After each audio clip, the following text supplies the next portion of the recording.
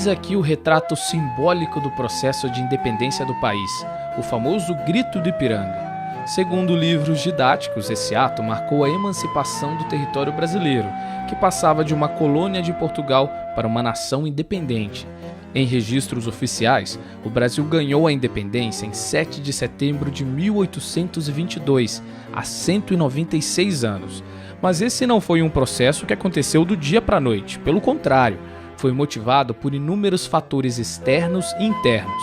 Na verdade, o 7 de setembro de 1822 começou a ser desenhado mesmo lá pelo ano de 1808, com a chegada da família real ao Brasil. Em 1822, o nosso processo de emancipação se dá em função de uma conjuntura de crise colonial, né? Nesse momento, internacionalmente, a Inglaterra está passando por um processo, já encaminhando a sua segunda revolução industrial, né? E necessitava, portanto, de ampliar o seu comércio, né? E exportar, por sua vez, as suas mercadorias. O pacto colonial ficava, então, no caminho da Inglaterra. A tentativa era acabar com todas as políticas metropolitanas que subjugavam, por sua vez, as economias coloniais, né? Então, nós temos essa conjuntura internacional que favorece as ideias liberais, né? O liberalismo ele está sendo imposto aí mundialmente, né? Há uma disputa entre a Inglaterra e a França, né? Que são nações hegemônicas em busca aí desses novos mercados, e foi justamente essa disputa entre a Inglaterra e a França que impôs a fuga de Dom João VI para o Brasil, né? Dom João VI, pressionado pela Inglaterra, né? E pela luta política com a França, vem para o Brasil com a ajuda da Inglaterra, né? Essa ajuda diplomática, na verdade, vai custar caro para Portugal, né? Então, quando o rei português chega no Brasil, a primeira coisa que ele faz é a abertura dos portos às nações amigas. Segundo uma corrente historiográfica, é em 1808, quando a corte chega no Brasil, que nós já temos a nossa independência, o processo já de independência encaminhado. Em 1810, Dom João VI abre os portos às nações amigas, subtende-se aí a Inglaterra, né? Isso cria uma animosidade, né? Logicamente, nós já temos aqui no Brasil uma diversidade muito grande política em função e também comercial, em função dessa abertura dos portos, né? As nações amigas, e novas pessoas se inserem dentro desse contexto colonial, ainda colonial, né? Mas que gesta ideias liberais de igualdade, liberdade e fraternidade. Subentende-se tudo isso aí, liberdade comercial, né? Então, a nossa síntese de independência se limita à liberdade comercial, né? Então, quando a gente fala em liberalismo no Brasil, nesse momento, em 1822, quando a gente fala em independência, né, a gente fala em independência econômica, né? Na teoria, estando independente, o Brasil não mais seria comandado pelos interesses da metrópole portuguesa. Mas na prática, de fato, o que mudou no país ou na antiga colônia após o processo de independência? O Brasil continua, então a estrutura política, econômica e social é a mesma, né? O que muda é simplesmente o status de colônia. Deixamos de ser colônia e nos tornamos uma monarquia, né? Num primeiro momento, uma monarquia parlamentar, né? Logo depois, em 1823, com a tentativa de discutir a proposta, né, de uma Constituição, Dom Pedro I, com sua política autoritária, fecha a discussão e outorga a nossa Constituição, né? Essa visão de liberdade era retratada de diferentes formas, né? Pela elite, que detinha o poder e queria, portanto, permanecer e manter o status quo, e a população majoritária, né, composta aí de escravos e de pobres livres. quando se fala em liberdade, então, na verdade, esses temas ilustrados, eles desencadearam todo o processo revolucionário, né, ou seja, de emancipação política, né, mas ao mesmo tempo era considerado um perigo, né? Como é que você promove uma mudança, né, dentro de um contexto escravista propondo liberdade, né? Então, eram lemas que eram ao mesmo tempo interessantes, né, para novo projeto político, era também uma ameaça para o status quo, né? Então, nós não mudamos nada, simplesmente o que mudou foi o status jurídico, né? Deixamos de ser colônia e nos tornamos um império. Mesmo sem grandes mudanças estruturais e sociais, após a independência, o país ganhou o título de império, sob o regime de uma monarquia constitucional. O controle de todo o território estava nas mãos do nosso imperador, Dom Pedro I, e o país era regido por uma Constituição. A primeira Constituição do Brasil foi a de 1824. O documento previa a existência de 4 poderes: o executivo, o legislativo, o judiciário, chamado de judicial, e o moderador, que dava amplos poderes a Dom Pedro I.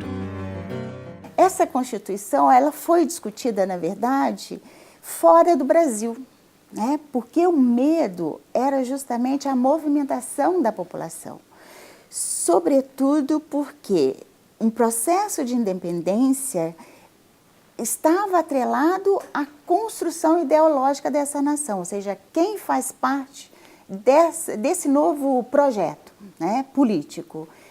A grande discussão é: a escravidão emperrava o liberalismo no Brasil, né? Então, pensar liberalismo no Brasil significa liberalizar a economia, significa mudar a força de trabalho, né? E aí, como se grande parte do poder político, né, de uma elite estava assentado na escravidão, né?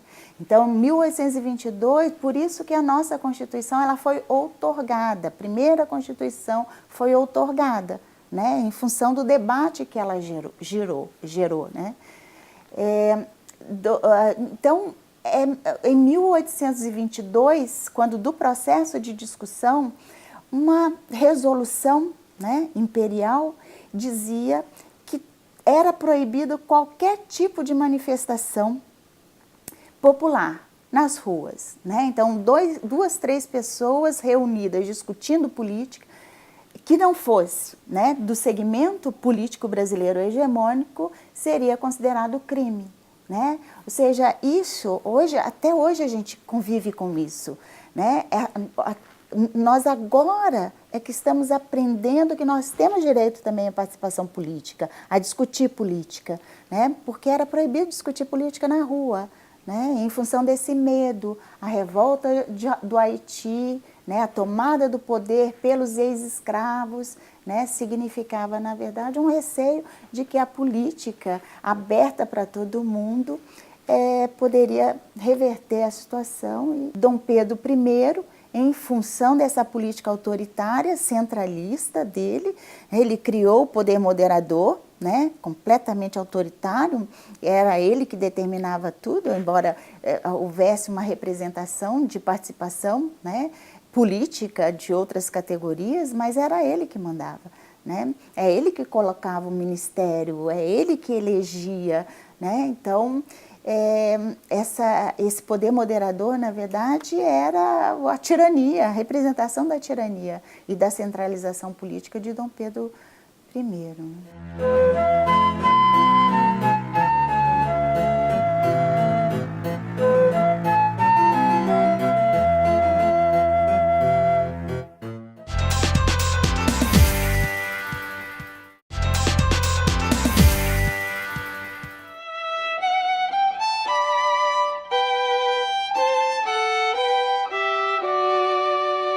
E vimos que a primeira Constituição do Brasil foi promulgada no ano de 1824, e isso antes até mesmo do reconhecimento oficial da nossa independência por parte de Portugal.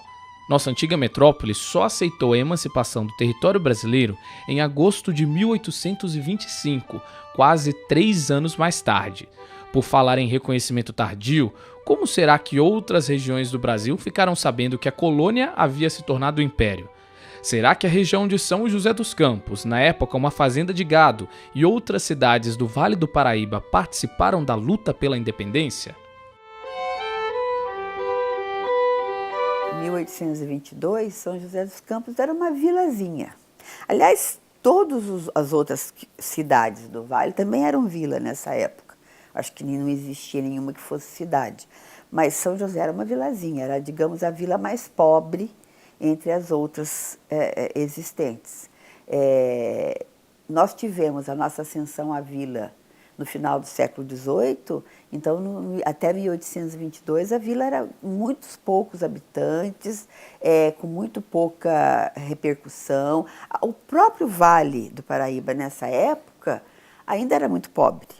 Mesmo as cidades que depois se destacaram ainda não tinham entrado no auge do café. O auge do café nosso foi em 1850.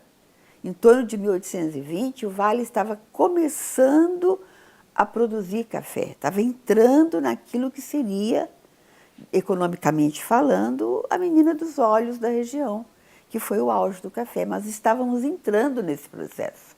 Então a região ainda era muito pobre. São José, então, era uma vilazinha muito pobre, muito sem representatividade em termos de localização. Tem um relato do Saint-Hilaire. Saint-Hilaire era um francês, portanto ele tinha o quê? Um relato de exatamente de 1822, ele estava passando, ele era um viajante europeu nessa época, passando pelo Vale do Paraíba, exatamente nessa época, e ele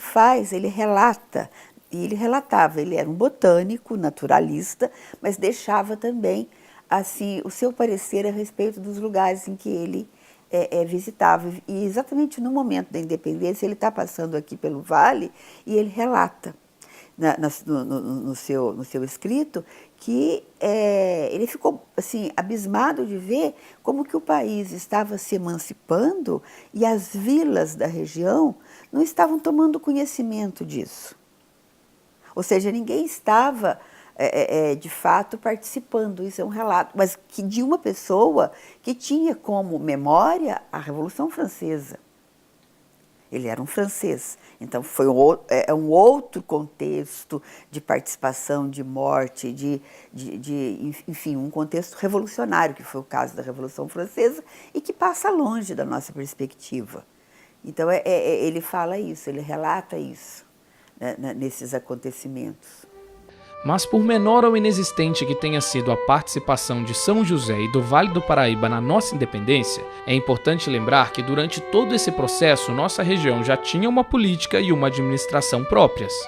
Bom, em termos de matéria de poder, ter poder sobre a terra, o sistema que imperava eram as sesmarias e as datas de terra, que eram, na verdade, doados pela metrópole. A metrópole tinha, juridicamente falando, o poder sobre as terras, que ela, né, doava em forma de sesmaria ou data de terra para aqueles que podiam comprovar que tinham escravos, tinham mão de obra para trabalhar aquelas terras.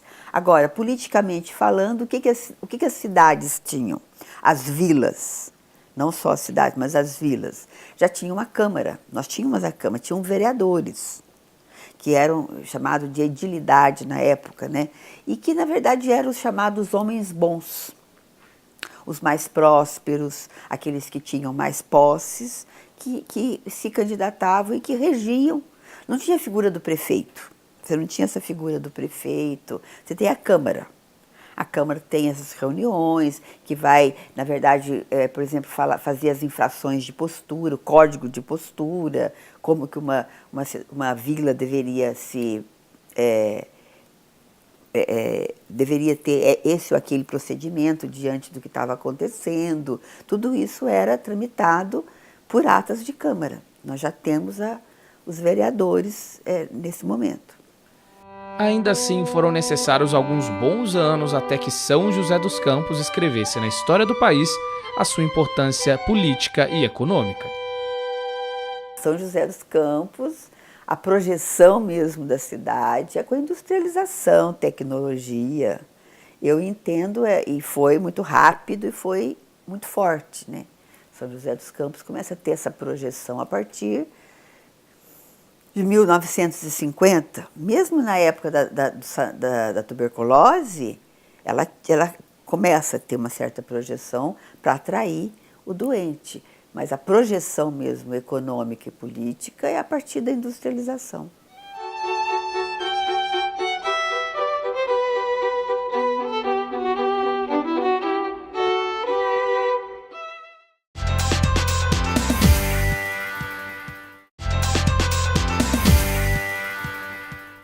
Do Vale do Paraíba voltamos ao Brasil Império, pois o assunto é independência.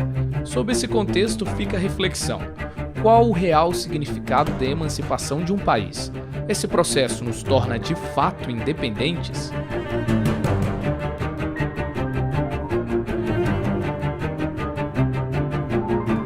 Depende da nação. Aí você tem processos diferenciados. Por exemplo, no nosso caso, no caso do Brasil principalmente, nós adquirimos, por exemplo, a nossa soberania política, 7 de setembro de 1822. Mas a continuidade na economia foi a mesma, a continuidade, por exemplo, na nossa mão de obra foi a mesma. Nós continuamos um país escravocrata, continuamos a ter uma economia voltada para os interesses do mercado externo, continuamos com uma elite muito diminuta em relação ao restante da população excluída do processo político. Então, e não foi muito diferente com a República também, não. A nossa República foi muito excludente também. Então, essa diferenciação, ela não vai se dar no 15 de novembro. Nós estamos construindo isso ainda.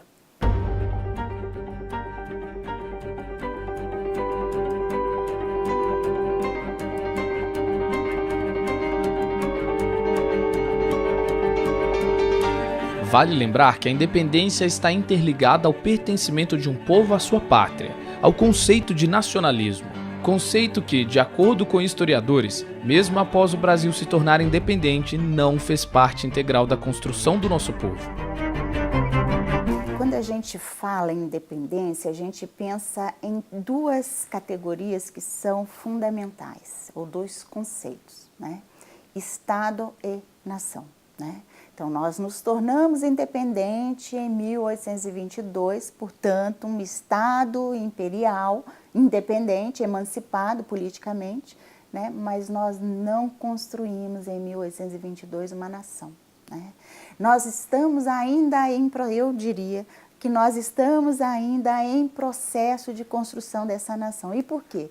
Porque a nação é uma representação abstrata, né? Ela lida com sentimento, com emoção, com esse sentimento de pertencimento, de pertencer a, né? É você se fazer parte, se sentir parte daquilo, né? E construir aquilo. Acho que nós ainda, em pleno século XXI, estamos tentando construir, né? Agora, mais do que em 1822, quando nos tornamos emancipados, né? O Brasil é feriado.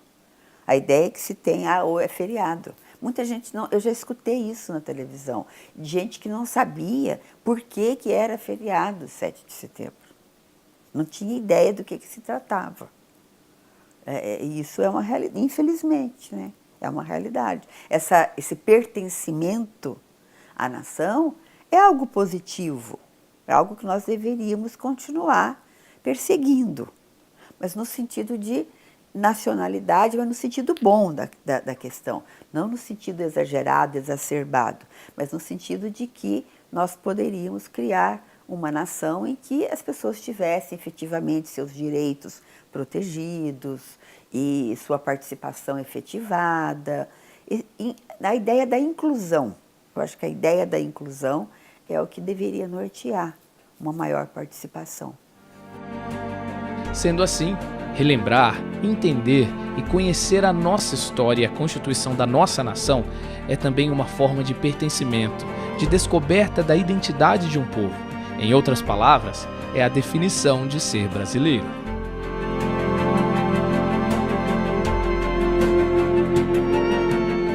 Eu acho que a relembrar o processo histórico ajuda a entender de que o Brasil que nós temos hoje, ele não saiu do nada, ele é resultado de um processo histórico. Nós não vamos entender nunca o que nós temos hoje no Brasil se nós não entendermos as nossas raízes.